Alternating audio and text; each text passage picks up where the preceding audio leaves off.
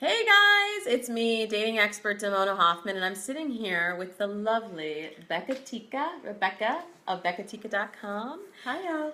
So you may be following our journey together. A couple weeks ago, we started helping Rebecca date again after divorce. It's a little complicated because she still lives with her ex, but she is ready for love and she's doing the work and going through the process.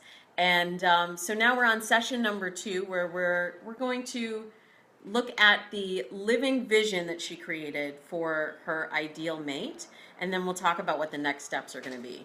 Awesome. Okay, so you wrote a little narrative. I wrote a little narrative. I got a little out of control. I love this exercise. Actually, it was really good to just like project and be in present time about what I want to create, but actually see the vision. Like it was tangible. I could taste it. So yes. I had fun. That's the point of it. Yeah. And like I was saying on a podcast yesterday, it's sometimes just the act of picturing the possibility that can bring it to you. Because if you're in a space where you're like, I don't have time to meet guys, or there aren't any good guys out there, or guys always want to date women 10 years. Okay. Awesome. Hopefully our connection is still clear. Yes. Okay. Okay, so talk to me about your living vision. So I'm going to read my living vision. And I just picked an arbitrary date, but hey, you never know. Stranger things have happened. It's December 3rd, 2016, and I have just met my forever life partner. There's a knowing in my heart that is clear as the day, a soul resounding familiarity that pulls us together. On the surface, he's all that I could dream of. He's tall, handsome, and well-built. He has an air of sophistication about him. Sorry, I know you said to give up the tall, but I'm not giving up the tall. I'm not giving up the tall. Okay, fine. He's humble and not overdressed, but you can tell that he appreciates nice things and knows what looks good on him. He's warm, and his smile says everything. Hello, welcome home. I adore you. How'd that feel reading that? It's just fun. Sharing your hopes and dreams with the world. It's fun. I know. I started with the superficial, but then I really did get deep into kind of some of the areas, where I feel like nice. I would. I know. I'm sorry. She's got 6 pages here. It's 4 pages long. I projected this out about 5 years. That's this is me and my overachievement. But no, it was. I think it was really fun to just pretend that it's already happened, and then I'm recapping on it. Like it does make it feel like it's possible. Yeah, it's really amazing. So thank you for clear. doing that. I can tell you're very clear. And that now gives us a jumping off point to begin looking for Mr. Right. So we talked about the connector circle before. Yes. I see you also have some names of people that you can talk to for introductions. Mm-hmm. We got to figure out where that guy is that's outside of your circle right now. So where else you might be able to go to put yourself in his orbit. Yes. And then the other thing that is near and dear to my heart, and really the best way to expand your dating options exponentially overnight by December 3rd is online dating. And you guys probably know that's how I met my husband 13 years ago. So I've been a big fan of online dating a long time, and I've been helping people write profiles and transform their love lives through online dating for a long time. So let's talk about online dating first of all. Yes. When I say online dating, you say, really? Yeah. I mean, I haven't had much success, to be honest with you. I tried it a couple of times, and I tried the free sites, I tried the paid sites, and the caliber of the folks that were approaching me just weren't, there was nothing interesting about the folks that were hitting me up. And then, well, hold on. Okay. When you say tried, how long were you on those sites? A few months. A few months, okay. Yeah. Because a lot of times people say, I tried online dating. Ooh, siren. But I get yourself a little firefight or something. I tried different strategies too. Like at first I was like, okay, I'm going to sit back and I'm going to see what happens. And I'm going to see, because I like to be approached. But then I was like, this is not working. I'm going to start messaging people or wink or do likes. And then the folks that I was liking, I wasn't getting responses. And then of course the very, very, very persistent ones were like the trolls that you don't want to talk to. Right. So I went on a few dates too. Okay. No. Not bueno. All right. So let's just reframe a little bit. When you said that first I used to sit back and wait for the messages because you want the guys to take initiative. The thing I want you and everybody at home to understand is that when you're dealing with online dating, you're dealing with a computer algorithm. So the chivalry and the chemistry, that doesn't begin until later on. Okay. This is just a tool, and you have to use the tool effectively. So I'm really glad to hear that you started to send messages. How many messages would you potentially send out in a week, though? I mean, at least a dozen. Okay, that's good. Because the average response rate is about 20 to 30%. Yeah. So that means that if you're sending 3 messages, you're getting 0 to 1 back. So to even get past the statistical point where you can make your match, you have to be sending about 10 a week, yeah? Okay. So if you're not happy with the selection of men that you're seeing, and by the way, you have to also compare it to like how else you're meeting men in real life.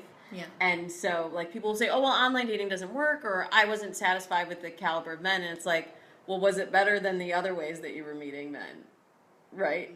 Yeah, no. Which is no, like I just wasn't yeah. men. So yeah, so it's better than nothing, and even if they're not your soulmate or the ideal match, then you're at least putting yourself out there in a position where you're practicing your dating skills, your flirting skills, and getting you closer to that match. So some of the dates are not meant to be your soulmate. Some of the dates are meant to just practice my muscles. Yeah, work my muscles. Work my muscles. Yeah, do your reps. You got to get your reps in. Gotta get my reps. Okay, so let's talk then about the specific dating sites, because if you were not happy with the selection there, it might be a sign that you weren't on the right site. Yeah. So you were on. Well, I tried OkCupid first because I've had friends that have had success meeting, just meeting cool people on OkCupid. And I was like, I'm cool for friends. I tried Match.com. Okay. I didn't try eHarmony because I heard that it's not necessarily the best for women of color. Okay. So I didn't even go there. Okay. And then I tried Tinder and Bumble for 5 seconds because I didn't. Well, somebody told me that they weren't like hookup sites, but then when I got on there, like everybody just wanted to hook up, so I didn't. And then Bumble didn't really work at all for me. Like it was fun. Like it's almost like choosing shoes. It's like, oh, too small. Wrong shade, too high of a heel. You know, like you just yes, no, which makes it really easy to use. But I also wasn't getting like responses worth responding to. Got you. Okay. So I would say that it's a good idea to be on more than one site at a time, because you're exponentially increasing your chances of a match. If you think of it like being at a bar. So you could be at a bar with one guy, but your soulmate may be across the street, but you don't know it, because if you don't go across the street, you never actually connect. So with online dating, it's like you can be at 2 bars at the same time. So you can double down on your chances. So I would say I usually like to have 2 differing sites. So maybe an app, a free app, and a paid site, or a free site and a premium app. And I agree with the people that said Tinder is not necessarily a hookup app. I think any site is what you make of it. So if you go into it with the mindset of like, oh, everyone here just wants to hook up, that's what you get. Of course, you're going to get there's always going to be, the people that slide in, and it's just you have to just kind of block them out and stay focused. That's why another reason we do the living vision. You got to stay focused on what your goal is, and anyone that doesn't come up to that level is just a distraction. So maybe since you've been on OkCupid, and that is a free site, maybe we start by just revising your profile next. And we want to look for, first of all, now the pictures are the most important part of your profile. I've actually been saying this for about 12 years, but now it's finally starting to catch up to the point where we live in this Instagram world. We live in swipe left, swipe right world. So that initial impression is really important, and what you're saying in your photos through your visuals is going to speak louder than what you actually write. Okay. So we need to figure out how to infuse this into your pictures as well as the written profile. We want to look for about, I would say, 4 to 5 photos.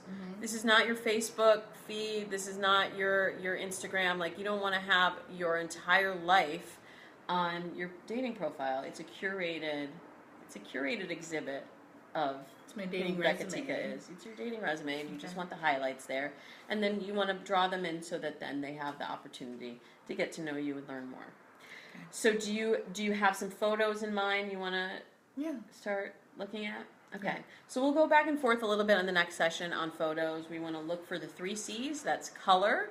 You want to have pictures that like will jump out of a lineup when you're swiping. A beautiful shirt like this. This is a great color to where you see how I'm wearing a lighter color that's a little bit softer. She's just jumping off the screen at you. I'm just fading into the background. So if we're in a lineup, you know, you're going to see that beautiful purple. Maybe even try red. Men are biologically wired to be attracted to red, and there's studies on this. So that's why you call the experts. Would have never thought of putting on a red shirt. I'm like, red shirt. Yeah, you know, and the thing is, like, a lot of women, I hear they like pull back and they're like, I don't want to seem like I'm trying too hard. Right. But you do want to seem like you're trying. And I feel like a lot of times when women have that attitude, it's because they're afraid of what other women will say. It's not about, you know, attracting the man. So that is what we're doing here. That is our sole purpose. And so you got to give it all you got. You got to give it all you got for the first dates as well. You know, no playing it cool, girlfriend. Okay. We're going to show up. We're in it to win going it. Big. From the going big from the beginning. So the 3 C's: color, context, telling your life story through your photos, showing what your life is about rather than telling, and character. This is showing the other side of you, showing the fun, perky, like maybe you dancing or being silly, or like, you know, the faces that you make with kids. The things that you think, oh, what would they think if they saw that? Those are the kind of pictures that make a man take action and say, oh, there's something different about this girl. It's not all pretty glamour shots. There's some substance to her. She seems like she's fun. She seems like she's someone that I've got to meet and get offline and get to know. So we're looking for those 3 elements in your profile photos, 3 to 5 of them, 4 to 5. I've kind of changed. Okay. In my book, I say 3 to 5, but it's now 4 to 5, but really no more than that. Because after that, you start putting up pictures that make them say like, oh, I thought she was cute in these, but like now it's too much information. You just need just enough to hook them in. Hook them in, get to the date. Okay. All right. So, well, keep following along the journey. She's going to keep blogging about it. I'm going to keep blogging about it. I'm going to take some good pictures in color. She's at beccatika.com and I'm at damonahoffman.com. We'll both be sharing about this journey, and we'll see you next week with the dating profile episode. Yes. Stay tuned. Ready to get started.